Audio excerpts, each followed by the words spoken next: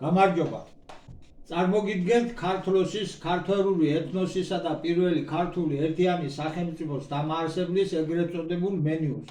თქვენ იცით, რომ ჩვენ გავშიფრეთ რაკლიანი გორის ყველა დამწერლობითი არტეფაქტი, მათ შორის საკურთხევლის წაწერა, რომელზეც არის შემდეგი ტექსტი: ქართოსიონ მუნულო, ანუ ქართლოსთა პირველი კაცი და ამის შემდეგ ასევე გამოვიკვლიეთ ქართლოსის ეპოქის ქართველთა საკვები და შევადგინეთ მენიუ.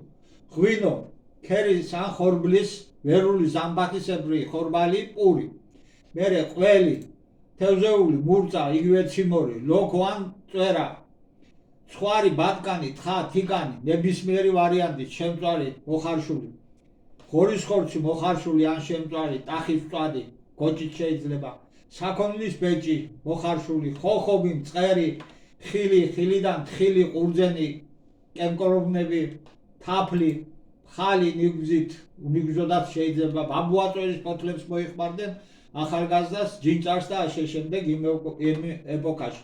ვეცადეთ აქ წარმოგვედგინა ის ძირითადი საკვები პროდუქტები, რომლებიც გარანტირებულად იმ ეპოქისა, ანუ 42-მე საუკუნისა და დადგენილია სხვადასხვა ისტორიული წყაროების ანდაც არქეოლოგიური არტეფაქტების მიხედვით. მენიუს შესახებ დაწვრილებით საუბრობთ ცელ ვიდეოში. ამიტომ გთხოვთ, გადახვიდეთ ჩვენს არხზე და უყუროთ ამ და სხვა ვიდეოებს. ასევე გამოიწეროთ ჩვენი არხი და მოგწეროთ კომენტარები და შეკითხვები. დიდი მადლობა.